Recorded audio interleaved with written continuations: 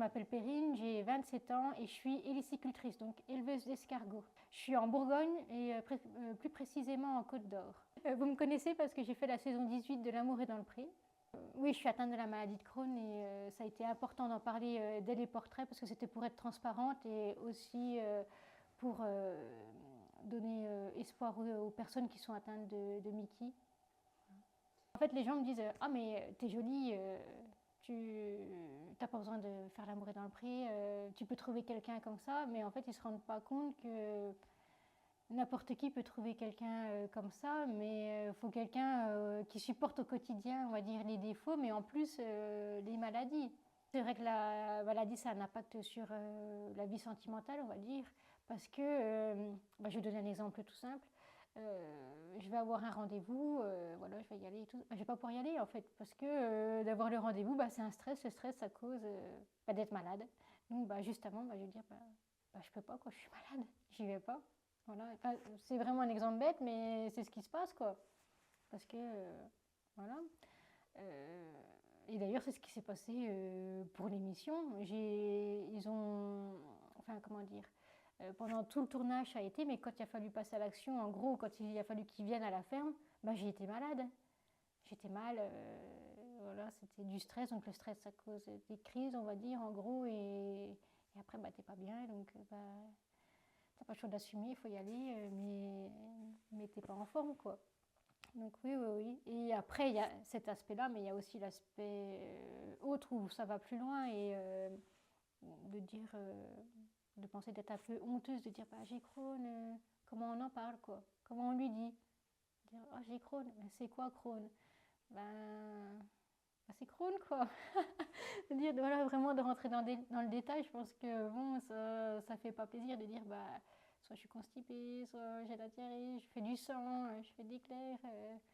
Là, par exemple, je suis en train de te parler, mais ça gargouille, alors que j'y aille. Enfin, je sais pas. Dire, mais franchement, il va penser quoi, l'autre en face? Il va dire, non, mais elle est pas bien. Elle me sort ça comme ça, là, je la connais pas. Ouais. En fait, je pense que c'est une appréhension du regard de l'autre, en fait, de dire ça. Il y en a qui disent, oh, mais c'est pas grave, c'est rien, on accepte et tout.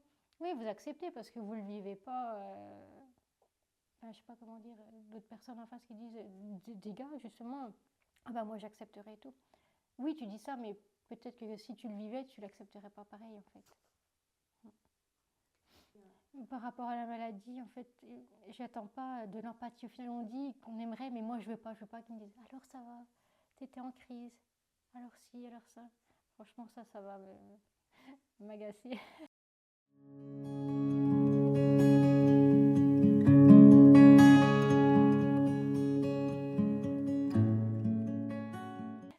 Non, qu'il soit là, mais encore comme dans mon quotidien, qu'on n'en parle pas, quoi. Voilà, il voit que je suis malade, je sais pas, les actions, mais pas les paroles. C'est toujours dans l'action, jamais dans les paroles, parce que la parole c'est bien, mais l'action c'est mieux. Donc, par exemple, s'il voit que je vais mal, par exemple, mettre le couvert, enfin, je ne demande pas non plus de tout faire, tout ça, mais des petites actions qui vont au final améliorer le quotidien, voilà.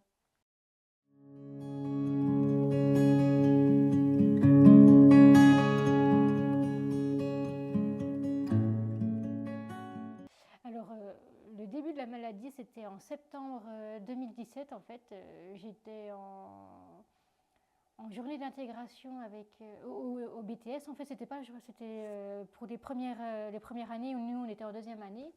Et je ne pouvais plus m'accroupir et je ne pouvais plus m'asseoir. En fait, j'ai eu une douleur dans le ventre.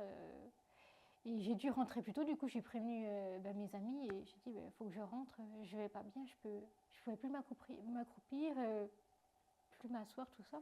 Je suis rentrée, je n'allais pas bien et voilà, donc ça a commencé comme ça en fait. Et après, j'ai eu des diarrhées intenses, beaucoup de sang, des glaires, tout ça. Et là, j'ai consulté les médecins traitants, tout ça. Au début, ça a été dur parce qu'ils ne me croyaient pas malade en fait. Même les analyses, au final, ça disait, mais sans dire, c'était très léger. Et pourtant, mes symptômes s'intensifiaient quand même. C'était franchement dur, parce que je ne pouvais plus aller au final au BTS, je ne pouvais plus aller en cours. J'étais en alternance, donc je faisais 2 jours d'entreprise, 3 jours d'école. Donc il fallait prendre le train. J'étais quand même à Sur-Dijon, donc du coup il y avait quand même une bonne demi-heure de train aller. Après j'étais sur la Roche-Migène, donc là il y avait 1 heure et demie de train. Donc on ne se rend pas compte, mais les transports en commun, quand on a Crohn, c'est compliqué. Donc ça a été très dur en fait de ne pas être diagnostiquée tout de suite. Donc j'ai attendu du coup jusqu'en décembre. Donc j'ai attendu 4 mois pour avoir les premiers examens. Donc j'ai eu ma coloscopie en décembre et j'ai eu les résultats en janvier, fin janvier. Voilà. Mais j'ai pas su tout de suite que c'était Crohn. Parce que mon gastro-entérologue n'a pas dit tout de suite que c'était Crohn, c'était juste chronique, c'était comme ça, j'ai pas... Il disait sans dire réellement, en fait j'attendais le mot Crohn que je n'ai pas eu tout de suite, donc c'est vrai que je suis restée dans le vague quand même assez longtemps, donc il m'a traité pour Crohn au début avec de la cortisone. Après j'ai été sous Humira, donc c'était une piqûre toutes les semaines. Bon, les doses, je ne me rappelle plus par contre, mais c'était 1 stylo par semaine. Voilà. Et d'ailleurs, c'est une infirmière qui est venue donc apprendre. Elle vient au début nous montrer où on doit se piquer. Donc on tournait, on faisait une fois dans la cuisse. Enfin, ça, du coup, ça faisait un cycle pour éviter de se piquer toujours au même endroit. Je me rappelle, je me faisais mal parce que j'avais tellement peur du coup de ne pas m'injecter le produit que j'appuyais trop fort. Du coup, ça faisait des marques. Enfin, voilà, c'était pas grave, mais oui.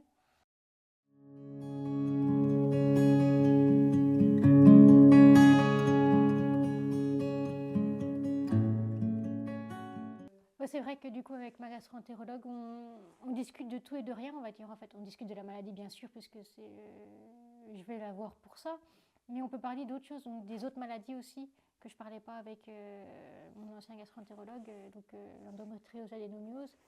Donc on peut parler de tout sans gêne en fait.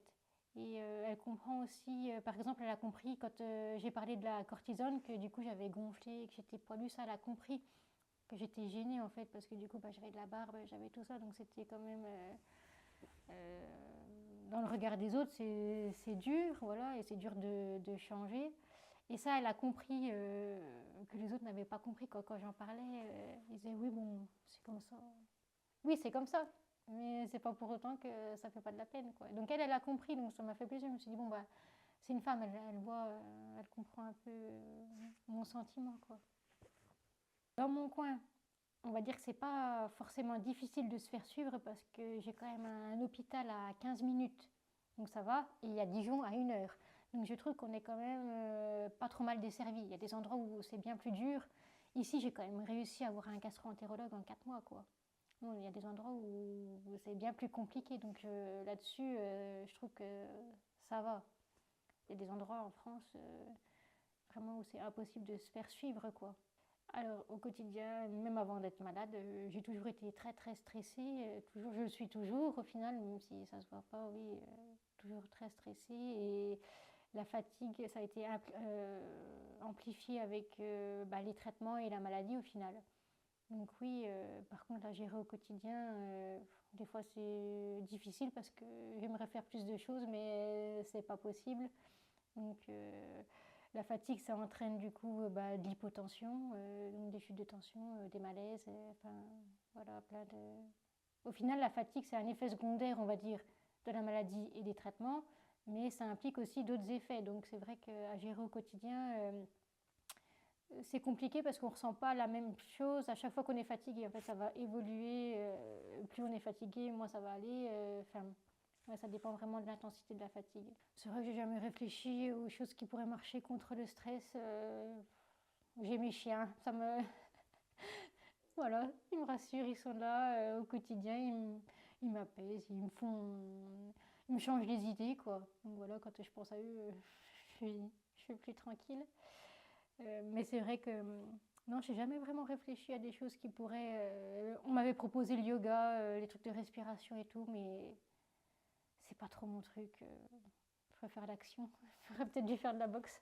Mais ouais, non, j'ai essayé le yoga, mais vraiment, non, non c'est pas trop mon truc, quoi. Puis je suis pas souple, alors les positions, c'est compliqué. Mais oui, non. C'est vrai qu'à part vraiment me reposer, faire la sieste un petit peu, il n'y a pas pour la fatigue autrement, non, j'ai rien mis en place en fait.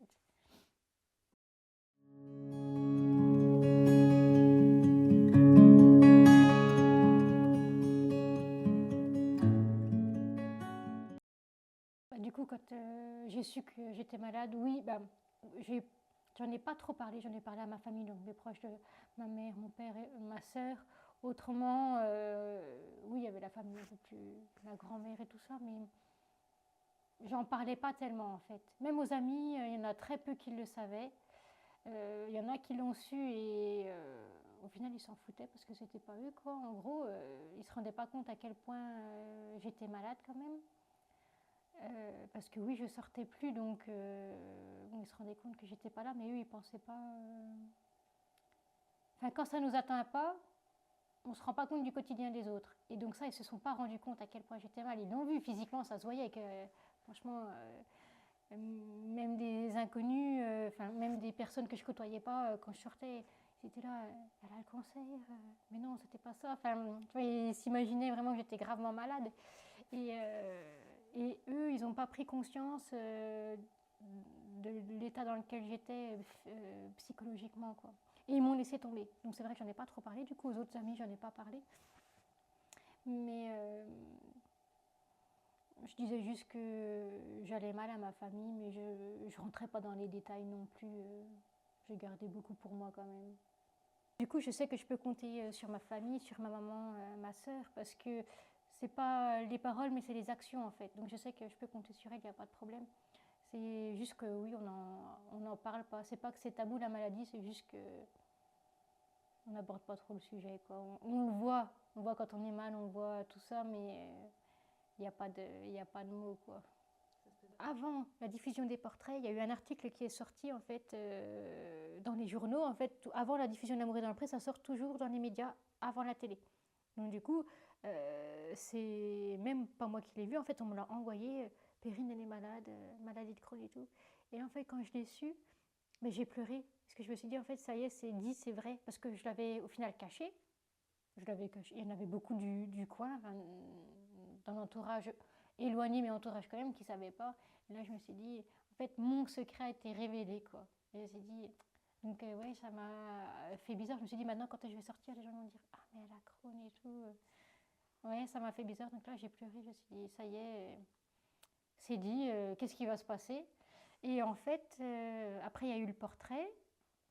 Et j'ai reçu des messages bienveillants. Enfin, si j'ai reçu un commentaire méchant d'ailleurs. On m'appelle Pause Caca. Bon, franchement, j'en rigole, je m'en fous, ils m'appellent comme ça me fait rien. Mais par contre, si j'avais été malade, si ça avait été dans ma période malade, là, ça m'aurait fait mal. Mais là, comme j'ai avancé et que je l'ai dit, ça m'a rien fait. Je me dis, encore un débile, quoi. Mais autrement, j'ai reçu beaucoup de messages et je m'y attendais pas. En fait, ça, je m'attendais pas à ça. En fait, qu'il y ait des gens qui disent ah, t'en as bien parlé et tout, alors que moi, je pensais vraiment en avoir parlé vaguement. Disent t'as bien détaillé, t'as dit ce qu'on vit au quotidien et tout. Je me suis dit mais comment ils peuvent voir ça alors qu'au final, ça a été 1 minute de tournage pour pas grand chose parce qu'en plus je suis pas malade comme les autres sont pas malades comme moi. Donc je me suis dit en fait ils se sont identifiés à moi alors qu'au final peut-être qu'ils sont bien plus malades. Donc je me suis dit bah c'est pas plus mal au final, je l'ai dit pour la bonne cause et les gens, j'ai donné beaucoup d'espoir aux jeunes, mais je pensais pas. En fait, je reçois des messages des parents quand même qui disent ah bah ma fille elle t'a vu, elle aussi elle était un peu comme toi, très en colère. Enfin les gens comprennent pas la colère qu'il y a face à la maladie. Ils comprennent pas les comportements, ils comprennent pas aussi le rythme qu'on s'impose. Et eux, ils ont compris tout ça en fait. Donc ça m'a fait plaisir. J'ai vu qu'au final, il y avait des gens qui comprenaient mon quotidien et du coup que je comprenais le leur en fait. Donc ça c'était une bonne chose. C'est un petit peu honteux et donc il y a des personnes qui n'osent pas le dire. Et donc là, ça a été dit. Et ça a été dit dans L'amour et dans le pré. Donc là, ils ont été surpris et ils ont été heureux. Ils m'ont remercié, ils m'ont dit merci de l'avoir dit. J'ai dit bah oui, je pensais pas, mais tant mieux. Tant mieux au final. Au final, si je l'ai dit aussi, c'était pour aider et parce que moi j'en aurais eu besoin quand je suis tombée malade. Si j'avais vu quelqu'un comme ça, je me serais dit bon bah c'est une mauvaise période à passer, mais après ça va aller quoi. Dans le village, par exemple, ils ne le savaient pas, donc là ils l'ont su à la télé et ils ne s'attendaient pas à ça parce qu'ils me voient au quotidien, mais pas me voient marcher, travailler, voilà, et ils s'imaginaient pas ça en fait, parce que quand on me voit, on se dit pas, bah, d'ailleurs quand on voit quelqu'un qui a une maladie invisible, on se dit pas, bah tiens lui il est malade. Et là ils l'ont su, ils se sont dit, ah mais elle fait tout ça alors que quand même elle est bien malade. Ils ont eu un peu plus d'empathie, quoi, on va dire. Ça...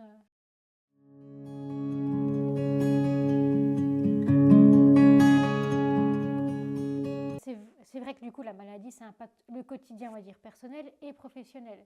Mais comme je suis agricultrice, on va dire que je gère mon temps. En fait, j'ai pas un employeur et j'ai pas des horaires réglés. Je dois prendre à 8 heures tous les matins, finir à 17 heures. D'ailleurs, je prends plus tôt que ça. Mais c'est vrai que bah, l'hiver, je vais avoir beaucoup de stress. Et puis, bah, il y a les températures. Généralement, l'hiver, on est malade. On est tout le temps rhinopharyngite et tout. Donc, bon, bah, je sais que tout l'hiver, je suis malade. Donc, d'être malade de petites maladies, on va dire, ça, c'est pas important. Mais ça cause quand même de la fatigue en plus. Ça cause du stress parce que du coup, quand on est fatigué, bah, on va moins vite. Et nous, la période de Noël, bah, c'est la période la plus intense, les escargots. Donc, il faut préparer les fêtes. Donc, il faut abattre, transformer, faire les marchés. Donc, le stress... Enfin, du coup, le stress de tout ça, ça impose un rythme soutenu et bien sûr bah, des crises. Enfin, c'est pas une vraie crise, c'est des mini-crises. Donc, bah, ça va me retarder. Donc, c'est un engrenage en fait. Donc, il faut. Comment dire, je me formate à être dure, à pas m'écouter, à avancer. Et c'est comme ça, je me laisse pas le choix en fait. Même si je suis vraiment malade, ben, je me laisse pas le choix. Tu penses pas, ben, t'es malade, ben, t'avances, tu t'écoutes pas, je me retiens, je fais en sorte, enfin, je me rends dure pour justement pouvoir avancer. Parce qu'autrement, si je m'écoute, j'irai pas en fait. Là, cette semaine, ben, je serais restée couchée toute la semaine. Mais non, il faut y aller.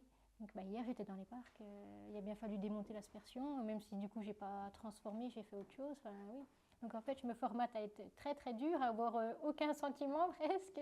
D'ailleurs, on me le dit, on me dit, bah, t'es sans sentiment. Bah ouais, je me rends en fait comme ça à certaines périodes. Bien sûr que j'ai des sentiments et tout, mais je me rends très très dure pour justement éviter de penser et d'être trop sentimentale, parce qu'autrement, je pourrais pas avancer, quoi. Ouais. Quand il y a des urgences toilettes sur les marchés, eh ben, c'est compliqué parce que généralement on fait les marchés de Noël, donc c'est en extérieur et il n'y a rien. Donc ça m'est pas encore arrivé, mais justement je fais pas beaucoup de marchés à cause de ça. Et parce que c'est très compliqué pour moi. Donc c'est pour ça que je vais à la ferme, comme ça bah, je suis sur place et c'est bien. Mais c'est vrai que je fais pas trop les marchés et pas trop loin non plus. Enfin, remarque là en ce moment, oui, mais je fais chez des gens que je connais, comme ça je sais qu'il y a les toilettes, il y a tout ça, donc ça me pose pas de problème. Parce que je suis pas obligée de répéter tout le temps, ah mais je suis malade, il me faut des toilettes au cas où. Voilà, ça je l'ai jamais dit. Quand j'ai commencé les marchés, jamais je disais, donc je faisais celui de mon bar parce que c'était à côté et c'est tout. Je faisais rien d'autre. Mais ouais. C'est vrai qu'on n'y pense pas, mais c'est une contrainte, hein.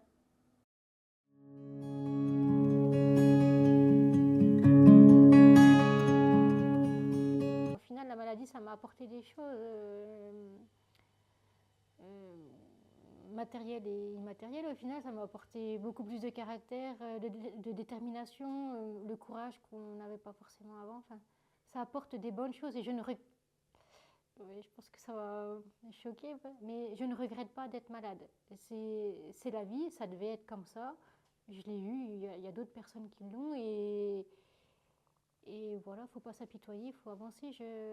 Si je devais refaire, eh ben, je prendrais la maladie, c'est pas grave, je la prendrais, c'est comme ça. Donc, on voit toujours les choses en mal au début, et quand ça va mieux, on voit le meilleur, et je pense que c'est mieux de voir le bien dans le mal au final.